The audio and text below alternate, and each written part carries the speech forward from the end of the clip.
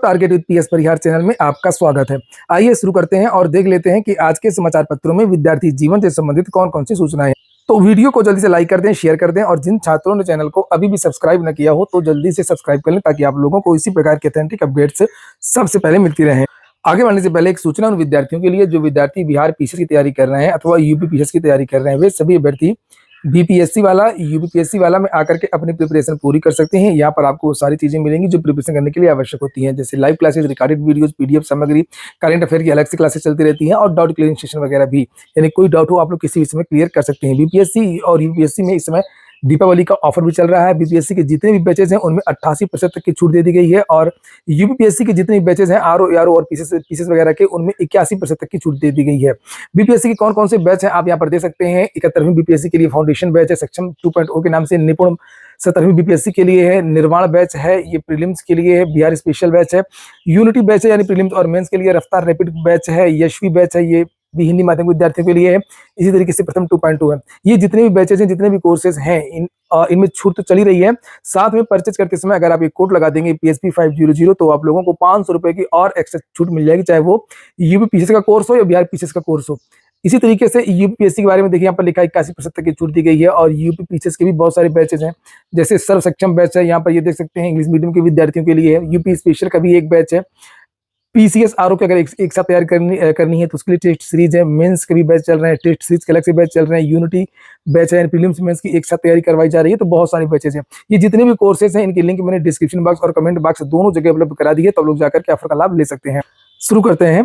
सबसे पहले जो सूचना है वो संस्कृत विद्यालयों में रिक्त पदों को जल्द भरा जाएगा। सीएम ने वाराणसी से किया छात्रवृत्ति योजना का शुभारंभ। पिछले साल भी इसी तरीके की जानकारियां निकल करके आई थी, तब संविदा में शिक्षकों को भरने की योजना शुरू हुई थी। लिखा है मुख्यमंत्री योगी आदित्यनाथ ने रविवार को घोषणा की कि संस्कृत विद्यालयों और महाविद्यालयों में शिक्षकों के रिक्त पदों को भरा जाएगा और उन्होंने यह भी कहा कि जिन स्थानों पर अब तक शिक्षक नहीं है वहां मानदेय के आधार पर शिक्षकों की नियुक्ति होगी और उनके अनुभव को वरीयता दी जाएगी। ये पहले भी हो चुका है और यही होता है। मुख्यमंत्री संपूर्णानंद संस्कृत विश्वविद्यालय में आयोजित समारोह में प्रदेश के संस्कृत विद्यालयों के लिए छात्रवृत्ति योजना शुभारंभ किया और कल मुख्यमंत्री जी का एक वीडियो भी वायरल हुआ था। ये चेक देने वाला जो ये वीडियो आप देख रहे हैं, यहाँ पर वाराणसी में रविवार को छात्रवृत्ति के चेक वितरण में मुख्यमंत्री योगी आदित्यनाथ समेत मंच में उपस्थित लोग क्षण भर के असहज हो गए जब एक छात्रा ने चरणों में झुककर के मुख्यमंत्री को प्रणाम किया। 21 छात्रों को मिली छात्रवृत्ति। अभी मैं दिखाऊंगा, ये वीडियो बहुत कल वायरल हुआ। लिखा, योगी ने मंच से 12 संस्कृत छात्रों को डेमो चेक देकर के 69,195 संस्कृत विद्यार्थियों को 5,86,00,000 की छात्रवृत्ति वितरण कार्यक्रम शुरुआत की। मुख्यमंत्री ने गुरुकुल पद्धति के आवासीय संस्कृत विद्यालयों में ये सब बातें यहाँ पे लिखी हैं, ये फजूल की बातें हैं। तो भर्तियों के बारे में तो इन्होंने कहा है और मानदेय के आधार पर नियुक्ति होगी। अब समझ गए मामला क्या है। और सभी पेपर में बड़े हाईलाइट करके इस न्यूज को दिया गया है, जबकि ये बहुत हल्की न्यूज है। मानदेय पर भर्तियां नहीं होनी चाहिए, भर्तियां नियमित होनी चाहिए। और रही बात ये चेक देने वाली, जो कल चेक दिया गया, एक बड़ा प्रोग्राम किया गया और इतनी बड़ी चेक दी। ये देखिए आप लोग कितनी बड़ी चेक है।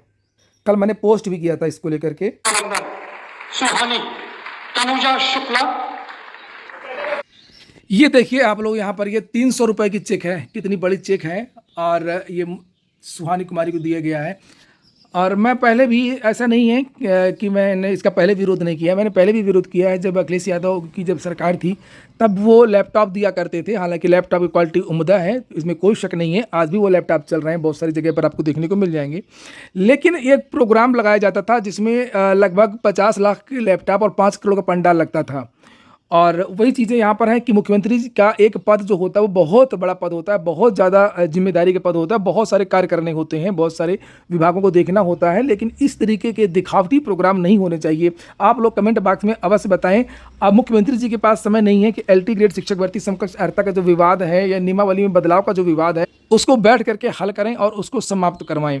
पीसीएस का जो गतिरोध है वो जल्द से जल्द समाप्त हो, उसकी मीटिंग ले। प्रदेश में करोड़ों पद रिक्त हैं, उनको किस तरीके से भरा जा सकता है, भर्तियों को पूरा करने के लिए एक अलग से नोडल अधिकारी बनाए जाएं या उनका सर्वे किया जाए, किस तरीके से भर्ती जल्दी हो सकती है इस पर विचार किया जाए, उस पर काम हो। बहुत सारे काम हैं, तो उधर ध्यान देने की आवश्यकता है। और जबकि ये 300 रुपये के चेक देने में मुख्यमंत्री या प्रधानमंत्री या इस तरीके जो आजकल 100 पीस वाले जो कार्यक्रम हो रहे हैं, बड़े बड़े पंडाल लगाए जा रहे हैं। और 2016-15 की पुरानी भर्ती अभी ग्राम पंचायत की हुई थी, उसके लिए नियुक्ति पत्र का वितरण का कार्यक्रम करवाया जा रहा था। तो समय वेस्ट होता है और कुछ नहीं होता है, और इस पर तो रोक लगनी चाहिए। मतलब अदालतों को खुद संज्ञान लेना चाहिए या किसी को पीआईएल डालना चाहिए कि ये सब चीज़ें नहीं होनी चाहिए। जनता के पैसे से पंडाल लगते हैं, बहुत ज़्यादा खर्च आता है, और जबकि एक मामूली चीज़ को दिखाने के लिए ये चीज़ें हो रही हैं। कल बहुत सारे लोगों ने ट्रोल किया, ऐसा नहीं है, और बहुत सारे लोगों ने कल ये वीडियो को वायरल किया कि चेक जो जो इतना जितना बड़ा चेक देख रहे हैं, जितने लोग हाथ लगा रहे हैं, और इस हिसाब से ये दूसरा चेक आ गया। देखिए, ये 300 रुपये दिया गया, ये जो छोटे से आचार्य हैं 300 रुपये दिया गया। तो 300 रुपये को तो इसकी प्रिंटिंग में ही लग गया होगा। प्रिंट करवाने जाइए किसी दुकान में, छोटा सा लेमिनेशन करवाइए तो 100-150 रुपये ले लेता है। यहाँ पर 300 रुपये, 400 रुपये, इस तरीके का जो चेक, इतना बड़ा चेक दिया गया, इतनी बड़ी फ़ोटो खिंचवाई गई, और इतने सारे लोग हाथ लगा रहे हैं। देखिए कितने सारे लोग हाथ लगा रहे हैं। चलिए भाई, ये सरकारी काम है, ऐसे ही होता है, सरकारी पंजीरी है। कोर्ट ने 12वीं पास को प्रवेश में अवसर देने का दिया आदेश। डीएलएड के आवेदन की प्रक्रिया तो पूरी हो गई है, लेकिन काउंसलिंग और जो प्रवेश की जो प्रक्रिया वो फंस गई है। इसीलिए कि कोर्ट ने आदेश दिया था कि इंटरमीडिएट के जो पास विद्यार्थी उनको भी मौका दिया जाए। और लिखा, बेसिक शिक्षा विभाग ना तो इस आदेश के खिलाफ अभी तक अपील कर सका डबल बेंच में, और ना ही 12वीं पास अभ्यर्थियों से ऑनलाइन आवेदन आमंत्रित किए हैं। तो मामला तो फंस ही गया है। फिर नीचे लिखा, कोर्ट के आदेश के खिलाफ विभाग ने अपील के लिए विधिक राय मांगी थी, जो अब तक नहीं मिल सकी है। यही कारण है कि सिंगल बेंच के आदेश को चुनौती नहीं दी जा सकी है, और आज की तारीख में सिंगल बेंच का आदेश प्रभावी है। यदि 12वीं पास अभ्यर्थी को आवेदन का दिए बगैर प्रवेश प्रक्रिया शुरू होती है तो हाईकोर्ट की अवमानना हो जाएगी। प्रवेश के लिए काउंसलिंग नहीं होती है तो प्रशिक्षण शुरू होने में देरी होगी, जो कि काफ़ी पहले ही लेट हो चुका है मामला। पिछले साल ही डीएलएड में प्रवेश के लिए ऑनलाइन आवेदन 2 जून से शुरू हुए थे, जबकि इस साल 18 सितंबर से आवेदन लिए गए हैं। वर्तमान परिस्थितियों से साफ है कि 9 सितंबर के आदेश के अनुसार डीएलएड का प्रशिक्षण 12 दिसंबर को शुरू होना मुश्किल है। अगली सूचना है शिक्षा सेवा चयन आयोग की। परीक्षाओं को पटरी पर लाने के लिए रोज लक्ष्य निर्धारित। लंबित मुकदमों के निस्तारण व पुरानी भर्तियों में उलझा शिक्षा सेवा चयन आयोग अफसरों से प्रतिदिन मांगी जा रही है उनके कार्यों के संबंधित रिपोर्ट। उत्तर प्रदेश शिक्षा सेवा चयन आयोग के गठन के साथ ही आयोग को कई लंबित भर्तियों और मुकदमों की जिम्मेदारी मिली है। ये सब कहानियां न बताया करें, और ये बताएं सीधे सीधे कि कब परीक्षाएं होंगी, कब भर्ती की विज्ञापन होगी। कि हम रोज टारगेट निर्धारित कर रहे हैं, हम ये कर रहे हैं, हम वो कर रहे हैं, ये तो वही हुआ था ना कि बंदर को राजा बना दिया। कोई आया तो वो इस डाल से उछल रहा, उस डाल में बैठ रहा, उस डाल से उस डाल में बैठ रहा, और जब पूरा जंगल लुट गया तो उसने कहा मैं कोशिश तो बहुत कर रहा था। ये वही कोशिश कर रहा शिक्षा सेवा चयन आयोग। कर कुछ भी नहीं रहा है, ना तो अभी तक एग्जाम कैलेंडर जारी किया है, और नई नई भर्तियों को लेकर के कुछ ठोस चीजें निकल करके आई हैं। लिखा है, ऐसे में लंबित भर्तियों और मुकदमों को निपटाने के साथ नई भर्ती प्रक्रिया शुरू करने के लिए आयोग के अध्यक्ष प्रोफेसर कीर्ति पांडेय ने अफसरों के लिए प्रतिदिन का लक्ष्य निर्धारित कर दिया है। आयोग ने हाल ही में शासकीय कॉलेजों में असिस्टेंट प्रोफेसर रसायन विज्ञान के शेष 13 पदों का लंबित चयन परिणाम घोषित किया। इसके साथ ही आयोग पर टीजीटी जीव विज्ञान के 35 पदों पर लंबित इंटरव्यू कराने और चयन परिणाम जारी करने का दबाव बढ़ गया है। आयोग के गठन से पहले 2 बड़ी भर्तियां शुरू होनी थी, लेकिन बाद में दोनों भर्तियां आयोग के जिम्मे कर दी गई। इसमें अशासकीय महाविद्यालयों में असिस्टेंट प्रोफेसर 1017 पदों, अशासकीय माध्यमिक विद्यालयों में टीजीटी पीजीटी के 4163 पदों पर भर्ती शामिल है। आयोग पर दोनों भर्तियों की परीक्षा तिथि घोषित करने का दबाव है। इन लंबित भर्तियों को पूरा कराने के साथ ही आयोग को लंबित मुकदमों का भी निस्तारण कराना है, क्योंकि शिक्षा सेवा चयन आयोग में उच्चतर शिक्षा सेवा चयन आयोग और माध्यमिक चयन बोर्ड का विलय के बाद भी मुकदमे जो आयोग में आ गए हैं। और आयोग के सूत्रों का कहना है कि अध्यक्ष ने सभी कर्मचारियों और अफसरों के लिए रोज का लक्ष्य निर्धारित किया। कर्मचारियों और अधिकारियों को प्रतिदिन जो काम दिया जाएगा, शाम के वक्त उन्हें इसकी रिपोर्ट अध्यक्ष के समक्ष प्रस्तुत करनी होगी। इसमें लंबित भर्तियां पूरी करने, मुकदमों के निस्तारण के साथ ही नई भर्ती प्रक्रिया शुरू करने से संबंधित कार्य शामिल है। प्रदेश भर में नगर निगमों के संविदा कर्मी स्थायी होंगे। 31 दिसंबर 2001 से पूर्व की तैनाती वालों का ब्यौरा मांगा गया है। इलाहाबाद विश्वविद्यालय में कॉलेजों में पीएचडी प्रवेश के लिए संयुक्त शोध प्रवेश परीक्षा का परिणाम नवंबर में प्रस्तावित है। कापियों का मूल्यांकन अंतिम चरण में है। इलाहाबाद विश्वविद्यालय एवं संगठक महाविद्यालयों में पीएचडी की 1219 सीटों पर प्रवेश होने हैं। पीएम कल लॉन्च करेंगे 70 से ऊपर के बुजुर्गों की स्वास्थ्य बीमा योजना।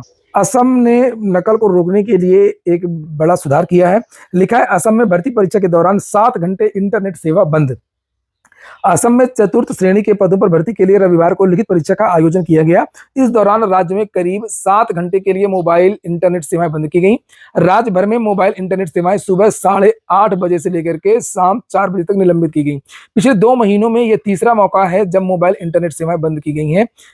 इससे पहले शुक्रवार को सरकार की ओर से एक आदेश में कहा गया, स्वतंत्र, निष्पक्ष और पारदर्शी लिखित परीक्षा आयोजित कराने के लिए मोबाइल इंटरनेट, वाईफाई और मोबाइल डाटा सेवाएं सुबह 8:30 बजे से लेकर के शाम के 4 बजे तक निलंबित की गई। ये अच्छी बात है और ये होना भी चाहिए। पेपर बहुत जल्दी सर्कुलेट होता है, आउट होता है, अफवाहें भी उड़ती रहती हैं, बहुत सारी चीजें होती हैं, इसलिए ये अच्छी पहल है।